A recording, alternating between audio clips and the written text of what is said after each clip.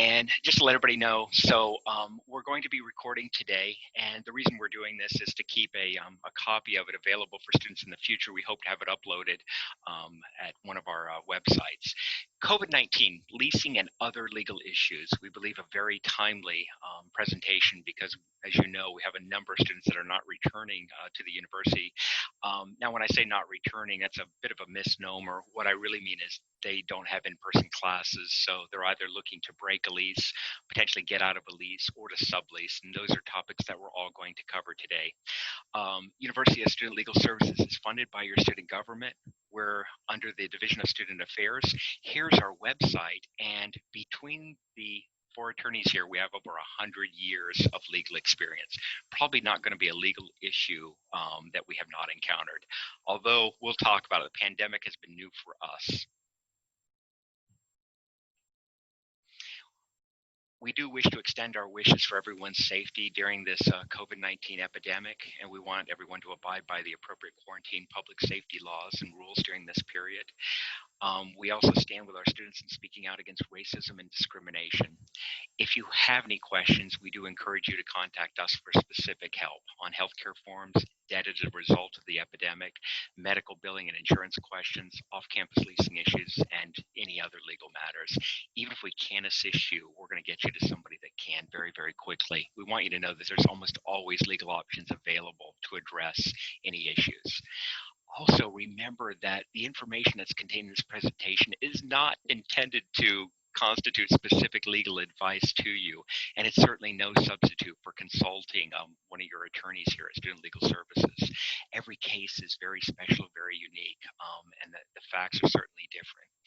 Also, the information and opinions contained herein are those of U.S. Student Legal Services only, not necessarily those of UF Board of Trustees, Board of Governors, or the state of Florida. And again, we just want to emphasize that every case is unique. So if you have any specific questions, we'll have a question and answer at the end. I'm going to mute everybody for now, just so we can do the presentation at the end. Certainly feel free to ask your questions. If you want to set up a private consultation, we can do that as well. John, would you like me to do this one, or would you like to introduce our wonderful? I'll go ahead and introduce the office. These are our attorneys, and Joy Thomas is our administrative assistant. Like Lynn said, we have over 105 years of legal experience between the four of us. And this is our whole staff, our whole full-time staff. We have a lot of part-time staff, a lot of students, which is obviously in a little bit of state of flux because of COVID, but these are your full-time SLS employees. And want to emphasize that everything that we do for students is free and confidential. So we are funded by student government. You have already helped pay for our services if you've paid fees. So if you have any kind of legal issue, or you know another UF student who has any legal issue, you should contact us. It's, again, the services themselves are free, and it is absolutely confidential. We don't tell your parents, we don't tell anyone else at UF, conduct, or anybody else. So, roll on to the next. And so there are certain types of cases that we handle, and I'm going to just give you a kind of a brief outline. There are some that we handle, some that we don't handle. There are some that we do full in-court representation on. That is this list here. And, you know, Alachua County only. I mean, we can handle these types of cases all the way through trial. Landlord-tenant cases, which is going to be the main focus of what we talk about today. So those are cases we can help you with all the way through trial if need be. Name changes, expunging and sealing criminal records, some dissolution of marriage, and some step-parent adoptions. Okay, there we go. And then these are cases that, other types of cases where we can give you advice and assistance. We can't go to court on these. But most of them we can resolve for you without going to court, which is usually one of the main goals anyway, is not to have to go.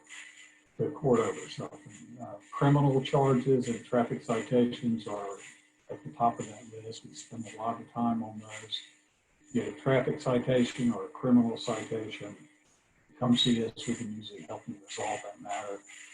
And you can read through the list real quickly. Insurance, consumer matters such as warranties, financing, contracts, credit cards. Property damage, that means if you get in an auto accident, we can help you with the part of that accident that involves getting your car repaired, insurance issues and things like that, but we don't handle the personal injury part of it. We will refer you out for that. Powers of attorney, living wills, and healthcare service, and then notaries. We normally have a free walk-in notary service that is normally very busy at this time of year. We had to shut that down, obviously, because of COVID.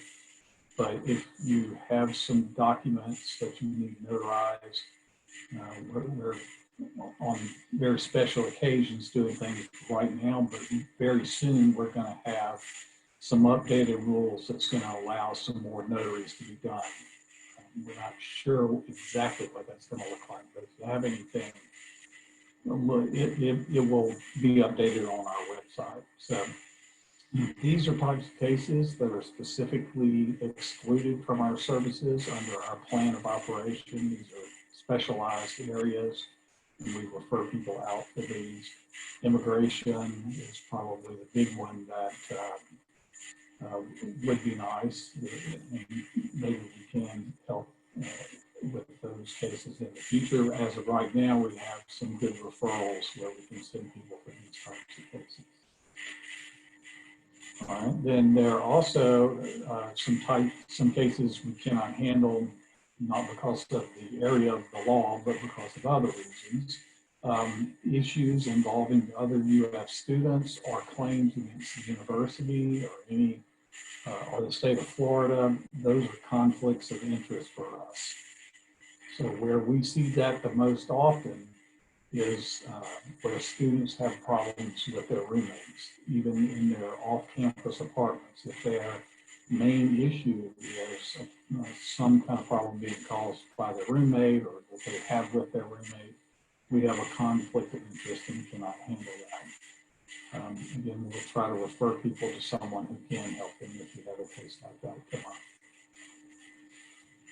And I think Lane is going to take over from here with the substantive portion of this. Again, we're going to really kind of emphasize housing issues and landlord, mostly off-campus landlord issues here, and just touch on a couple of other legal issues that pop up a lot these days. And see if you have any questions at the end. Great. Thank you, John. I appreciate it. Thank you. Yeah, I always love your introduction. It's much more conversational, I think, than mine. I'm going to go through a lot of information here, and we've muted everybody, but let me also encourage you, if you do have a question while we're going along, throw it in chat. We can try to answer it, as we're doing it. I'll do the best I can managing everything as we go through this. Remember, you're dealing with a couple of attorneys, so on the technical side, I like to think of the legal side, we know our stuff, and the technical side, maybe not quite as much. Anyway, if you have any COVID-19 off-campus leasing issues, what we want you to do is contact our office, because I think everyone understands that's attending today. We have to consider them on a case-by-case basis because of all the various factors that are involved, including safety concerns that we have, and we're talking about both hygiene and safety concerns at the available complexes, available leasing options, okay, that may be suitable or offered to you by a particular landlord, as well as your student and family financial circumstances examined, because all of that has to be plugged into the equation. The example that I give is, if you have a single parent household and unfortunately your parent lost their job, gig worker, then you may need immediate financial assistance, which is a very different circumstance, okay, than somebody that whose family may be not in the same situation.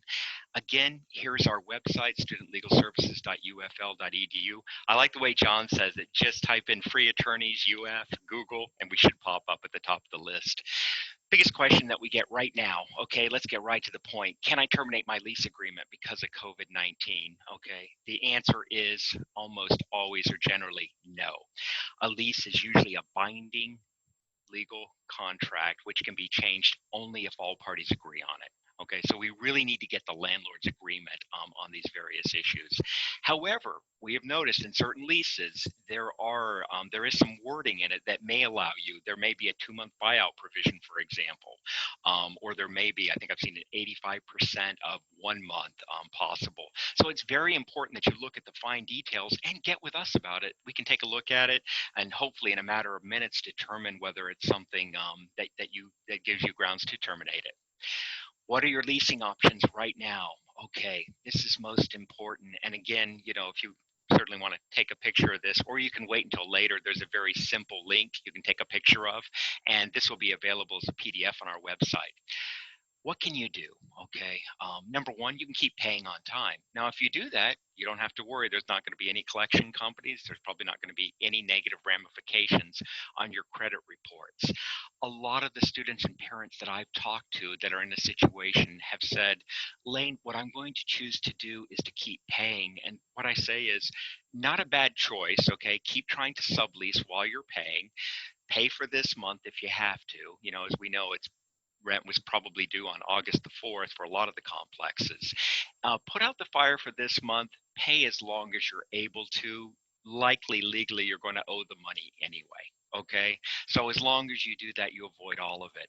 For certain people, certain majors, if you're a senior, this is why you need to contact us. If you're a senior going into finance or high finance, stockbroking, then you have to make sure that you don't have anything negative on your record, including debt owed to a landlord, because when you're dealing with tens of millions of other people's money, they're going to do a credit check on you as well as a criminal background check. Your second option, okay, negotiate a deal. Okay, which means a lot of the landlords now are working, I know with our office as well as OffCampusLife, they are agreeing to waive late fees during this time period. Not all of them, but many of them are. They know that it's difficult now paying on time with all the issues. B is pay later. Okay, some landlords have actually told my clients, that's fine.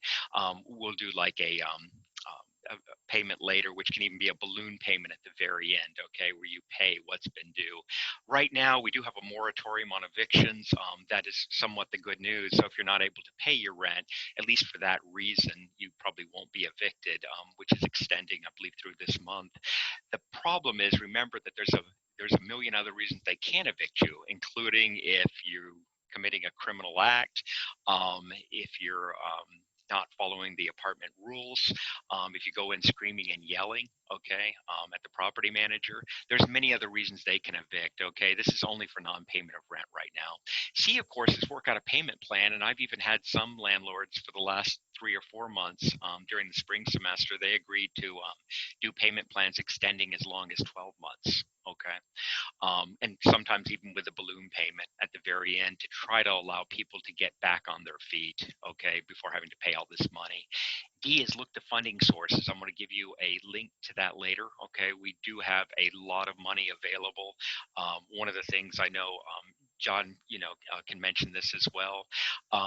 I know student government made a lot of money available that I believe was used. It was a reserve fund that they had. We were very appreciative of that, as well as student financial aid. We had the CARES Act money. There was Ada Gator. There were many, many sources, and we do want you to look at those if you're having any financial issues right now. E, sublease, which we'll go into, and I always keep this as E, but I guess I should probably make it F, which is excused payment. I think I keep it E because it's very unlikely. Good luck with that. That a landlord is simply going to excuse complete payment. John, you're probably like me. I can count on, think of a number of my fingers over the years, the number of times landlords have actually excused rent. Number three, worst case scenario, let's assume you just can't pay your rent. What you need to do is return possession of the apartment back over to the complex. Make sure that you turn your keys back over to them, get your stuff out of the unit, okay? And let them know that you're turning the apartment back over to them, okay? Because you can't pay your rent. The reason we want to do this is we want to avoid an eviction happening. We don't want to allow landlords and attorneys to make thousands more with an eviction case, okay, in court. So if you can't pay your rent and you do have a place to stay, return possession of the apartment back over to the landlords. It is their apartment after all. The big one here, ABC, I know there's Glenn Ross reference here, which is always be closing. What we mean ABC here, it's very important, is always be communicating with your landlord. It's very important. The moment you stop communicating, you're probably going to have issues. They just want to make sure that you're safe, that you are paying your rent. If you are not able to pay your rent, that you're letting them know, okay, why. What happens if you move out of the apartment before the lease ends? Do you still have to pay rent?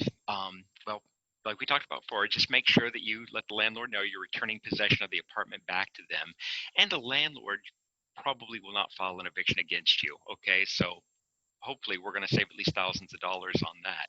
However, rent will likely still be owed, and they can pursue the money in court or through a collections agency. I think everybody understands that. Why should you pay the renter bills? Well, it's a legal obligation. First of all, we're trying to encourage our students to be responsible citizens in this world, and contracts are almost sacred in the United States, and certainly are almost always upheld in court. So if you can pay your rent, we encourage you to do that as long as you reasonably can. If you're having trouble putting food on the table, obviously we have to triage. It's a different matter. If you can't pay, however, the landlord, the bill collectors can sue you in court, okay, including any co-signers or guarantors. So sometimes we have, unfortunately, a couple of people's credit that ends up being dinged or affected, both you and potentially a parental or other relative guarantor. Sometimes they won't have to sue you. They can just turn the matter over to a debt collection agency, okay? And it goes on credit reports, and it's going to be on there. You're going to have trouble probably opening up a bank account, et cetera, on this. What's the consequences of not paying your rent? Well, there's additional interest and collection or court fees. A lot of the contracts that we look in have what we call a kicker clause of 18% interest, okay? It's a negative effect on your credit report and score. What does that mean? Unfortunately, in this world, credit scores are very important in credit reports.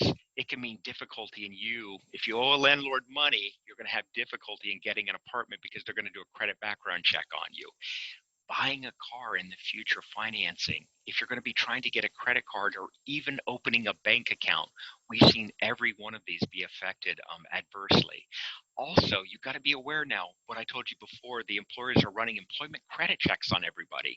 Of course, they want to make sure that you're not a criminal or offender, but beyond that now, they're also running the credit background check on you. Okay, and it certainly depends on the field. Certain fields, it may not matter nearly as much. If you're going to be working in banking and finance, that can actually be of paramount importance to you. Right now, I want to encourage everybody, please run credit checks on yourself. The good news is they're free during COVID-19 and they're available weekly. Okay, normally you could only do 3 per year. Now you can actually do them weekly because they want to make sure that nobody's stealing your identity. Okay, and this is a good way to make sure of that. Make sure that you go to annualcreditreport.com. This is the one that's authorized by the federal government. Don't go to the imposter websites because they're going to be asking you very specific information, including credit card numbers. Usually it's only the last 4 or so, but still, don't go to the imposter sites, okay? Because they may be trying to collect your personal information. And again, this will be available to you, but you can go directly to the site as well. Okay, big one here. Probably I'm going to ask Nora also to unmute, if that's okay. Would like to jump in on this one. We want to make sure that on subleasing versus reletting, John and I, and I'm sure Nora as well, has just been inundated during this COVID-19 period. Is that fair to say, Nora? Have we got you there? Well, at some point, we can work on the technical issues. We've been inundated at any rate. I could have John jump in here as well. International students, we have a lot of them that can't even travel to the United States um, to be able to. Let me try to do again here for Nora if we can get her on. Um, we have a Nora. Can Are you you hear there? me now? Yeah, it's great. Thank you for joining.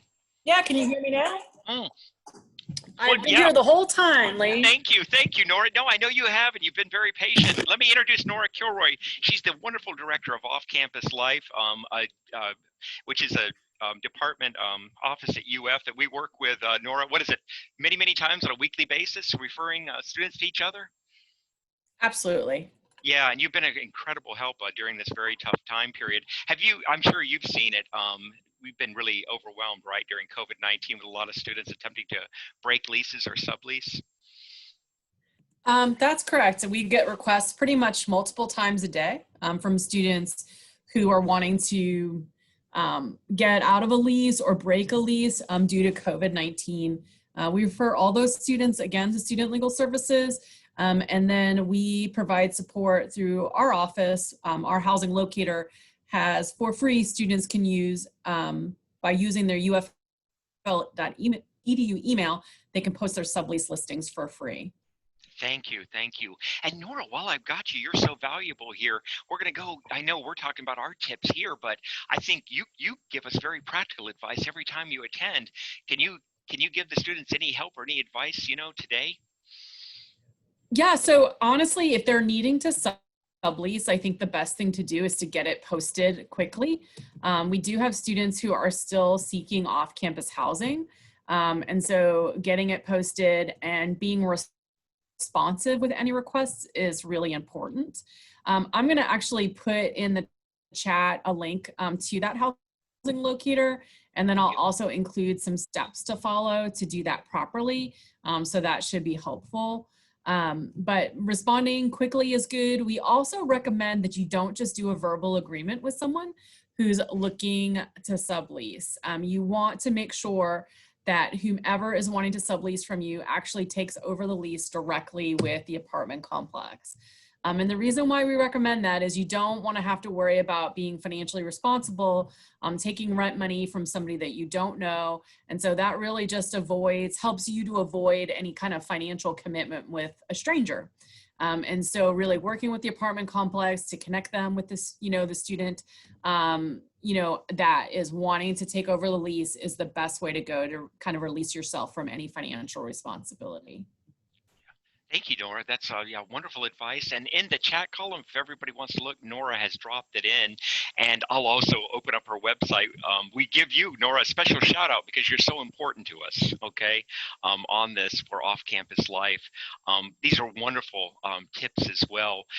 We have some very general tips, maybe Nora as well, to help out. We always, of course, get the apartment's permission. We have a lot of students that try to do it under the radar. They don't want to pay that $300, right, to the apartment to sublease or relet.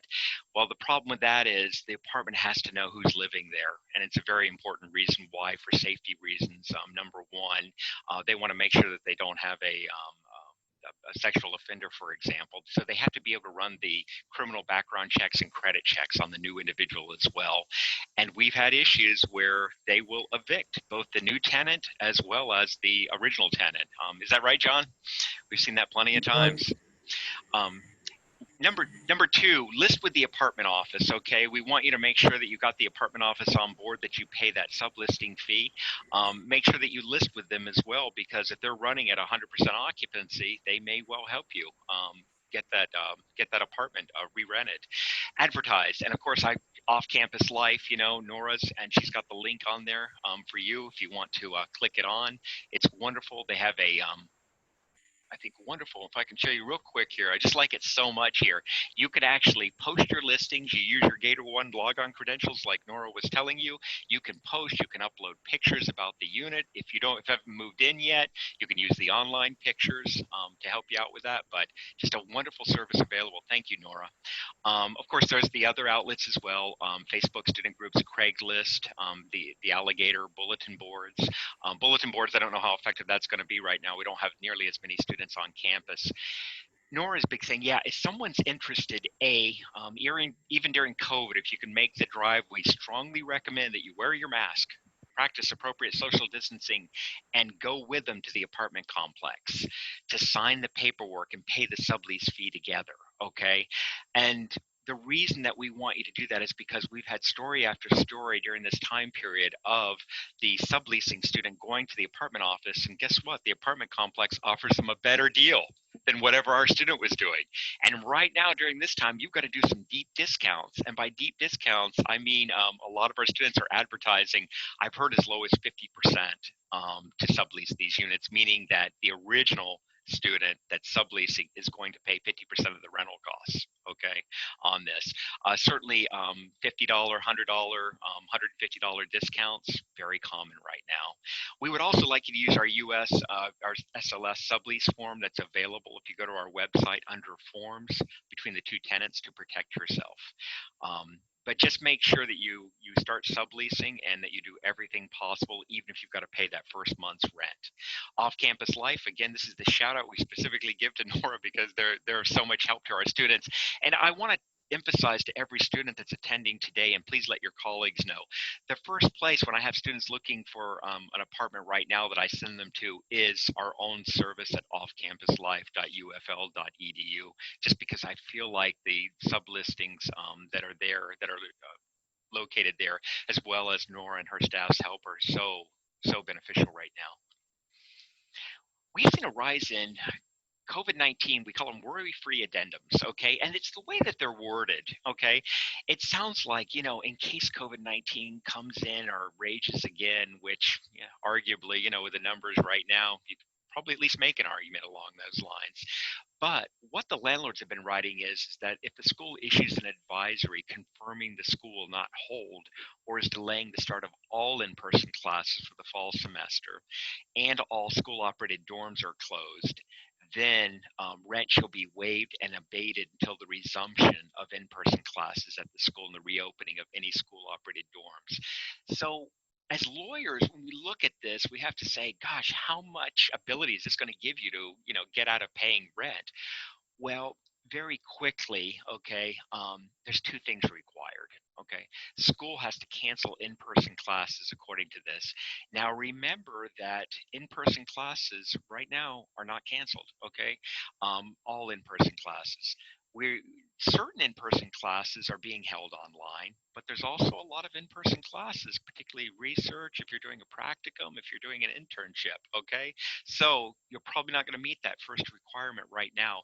Number two, all school operated dorms are closed, which I can tell you, yeah, this is, and John and Nora could, you know, jump in here too. This is not happening right now, okay? So those two requirements are not being met in this. Just be aware, we like the worry-free addendum, but it's not 100% worry-free, as you can see, because it has these two requirements. I've seen a couple of these worded a little differently now. And you actually have the ability for anyone who's trying to or thinking about signing a lease right now. I think you actually have a little bit of bargaining power for once, that you could actually require a landlord to give you some kind of addendum that would let you out of it if your classes, if your in-person classes are canceled again.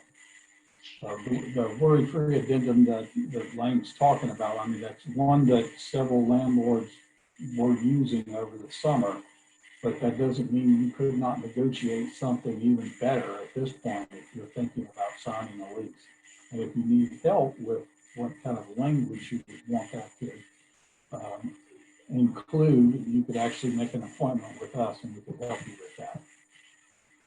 Thank you, John. Good takeaway on that one. Yeah, John is absolutely right about that. Right now, if you're going to negotiate something, now is the prime time to do it. They may be willing to cut you all kinds of deals right now.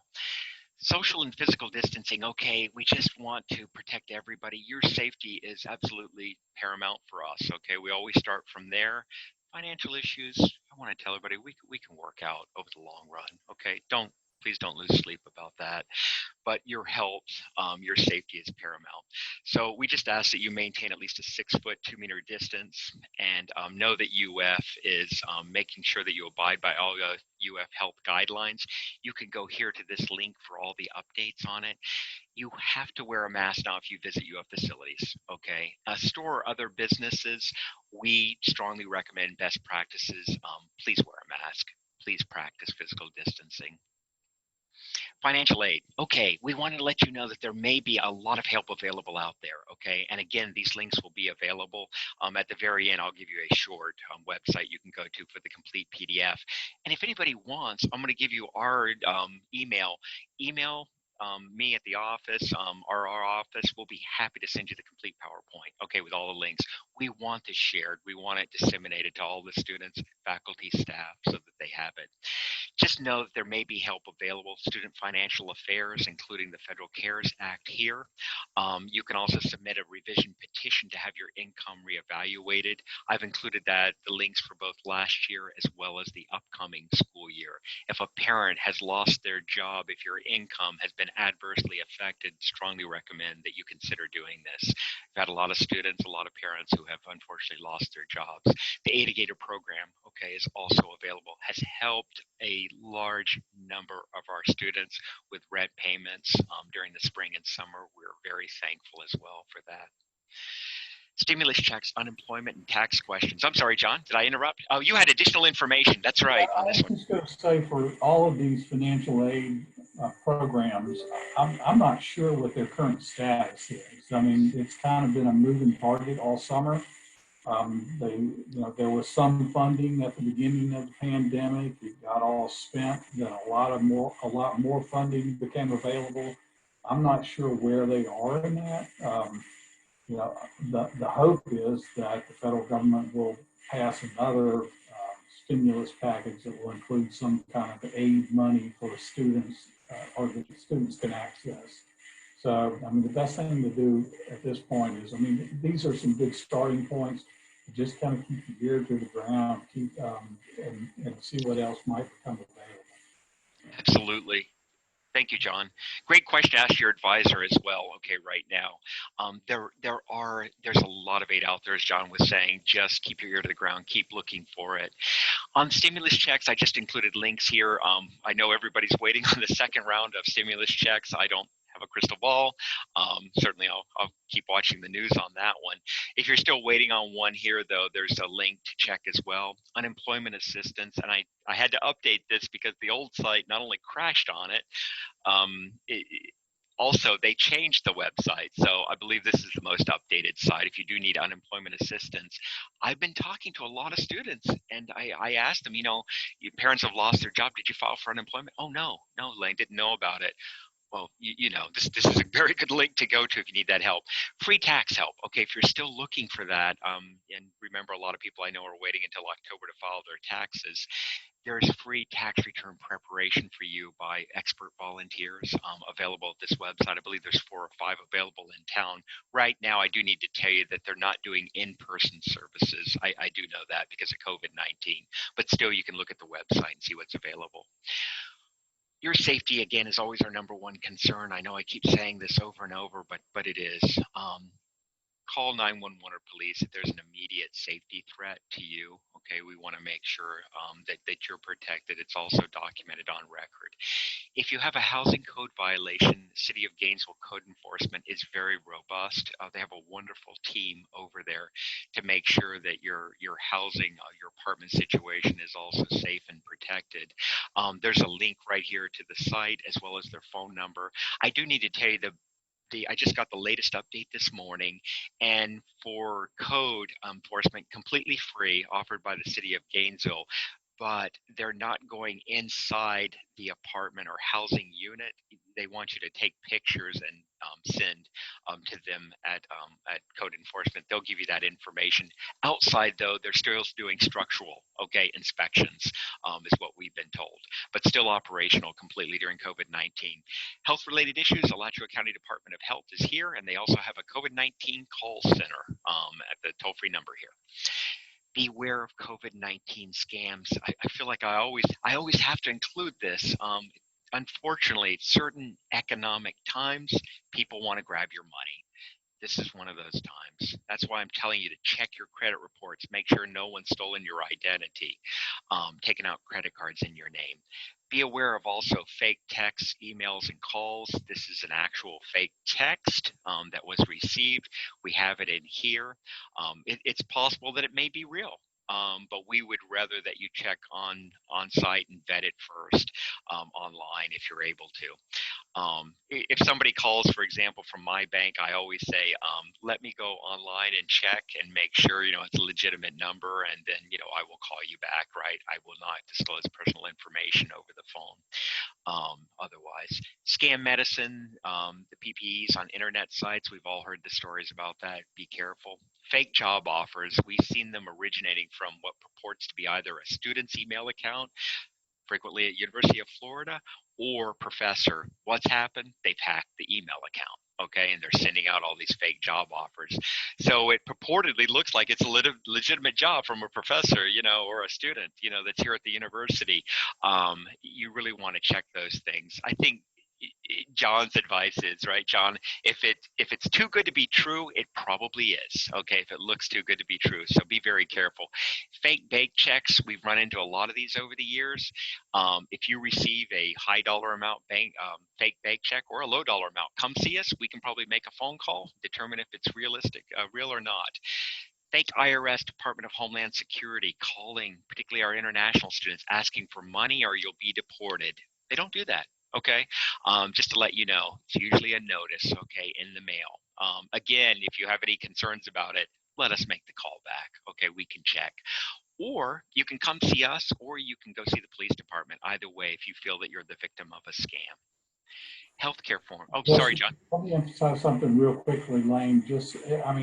I've had several times where students come to see us when they're involved in something and they haven't sent the money yet. They would like to get someone to look at it to see if it is a scam. Please do that. It's not a stupid question. It's a smart question to come in and ask before you send the money. Usually it is a scam if you're not sure. I've had a few that I thought were, but then, it looked like they were scams. And then when I looked closely and made some phone calls, they were legit. But again, just to emphasize, if it seems kind of fishy to you and like somebody to take an independent look at it, we're glad to do that. Free and confidential. Thank you, John. Yeah, it's really important. I always give this example of the international student who came in a panic and he had wired several $1,000s overseas. Number one, wiring money to somebody that you don't know is always usually a red flag for us. So I hate to say it, 98, 99%. Probably going to be a scam when they come in, okay? And we try to confirm that. We confirmed it instantly. He had taken it out at Walmart. This is amazing. The person on the other end had not picked out the money yet, okay, from the account. So I asked, what could our student do? And they said, if he comes to Walmart right now, they have the potential of reversing it, but he has to come in person. So I said, go, okay. So he ran to Walmart. We got it reversed, okay. He actually got his money back. So it's a good thing, any questions that you have, even if you sent the money, come see us. That's a great, yeah, thank you, John, for that. Healthcare forms. Okay, this is a really important time right now. We really encourage you to do that. A lot of my students come in and they want to do a will, and the only two things they have usually is a laptop and a cell phone of any value. More importantly, we want to encourage you to do a durable power of attorney, allowing somebody to take care of your financial affairs if you become incapacitated. A HIPAA form, which we've had plenty of examples where partners, for example, may have different last names. They show up at the hospital, can't get medical information from the hospital. So you can actually say, I allow this person to receive medical information. Living wills, okay, if anything happens to you, what you would like to be done in terms of resuscitation. Okay, we talk about a severe cardiovascular event typically on these, but comatose state, for example, okay, would be a better example to use. Healthcare surrogates, allowing somebody else to step in to make those medical decisions, again, if you're in a coma or unable to do so, as well as organ donation forms. Health insurance, medical billing, can't say this enough. Please keep your health insurance card on you at all times right now, because the problem is you just don't know when something's going to happen. Okay, so the recommendation we've always had is carry it with you even when you're walking across campus. Make sure your health insurance is up to date, of course, coverage, the deductibles, your copay, and your maximum out of pocket. We frequently encounter 2,500 or 5,000, okay, for a year maximum out of pocket. But you do need to know your copay and your deductibles as well. A lot of insurances may have deductibles as low as 500. Many of them with the forget what they call it, catastrophic health care can have as much as a $5,000 or $10,000 deductible. That's why it's important to look at it right now. Auto insurance, same thing. Check your auto insurance. If you're not driving especially, you probably are going to get lower rates due to COVID-19. A lot of the major auto insurers are offering a 15% discount right now. If you're not getting it, you need to contact them, okay, about this. We always recommend collision comprehensive if you have a nicer car. And in Florida, remember that personal injury protection is $10,000, property damage liability is $10,000, but we recommend more. Helpful links. Here's a long list of the links I just told you about, available one-stop shopping here. There's our good friends at OffCampusLife, Nora there as well. And this is our contact information at U.S. Student Legal Services. We're located on the 3rd floor of the Rights Union. If you take the elevator to the 3rd floor, you just look up above your head, you will see the signage that will point you down to our recently renovated office here. So we have, hopefully for social distancing, right, John? We have more space available now. Although, I know, John, you want me to emphasize, right now we're not open, right, for walk-in business. We are open, but we're doing everything by Zoom and phone right now, John. Is that correct? Right, correct. We're not open for walk-in business right now. Stay tuned for any modifications on that. Yeah, thank you. I think we'll have some soon. Thank you, John. Yeah, we're all hoping that the numbers decline as rapidly as possible. So really what I want to encourage you to do is you can call us at 392-5297. And if you remember how to use your alphanumeric pad, it's 392-LAWS, laws. Here's our website, studentlegalservices.ufl.edu, very easy. And again, if you want to email today for any information to make an appointment, etc., feel free to do so. We like to think we're very friendly, very accessible, and it's very important that we help as many students as possible in this time period right now. Here's a presentation link. Okay, if you want to take a picture, this is the picture you want to take. This will take you right to the PDF website, and you can download the PDF, is my understanding. You can have it. You can have all the links available in there. But our good friends and colleague, Ryan Gavin at Student Government, had put together a much compressed version of the PowerPoint for you at this site. At this point, let me go ahead and I'm going to open up everybody, allow everybody to unmute. Let's turn off the recording for any questions. Absolutely. I will turn off the recording right now.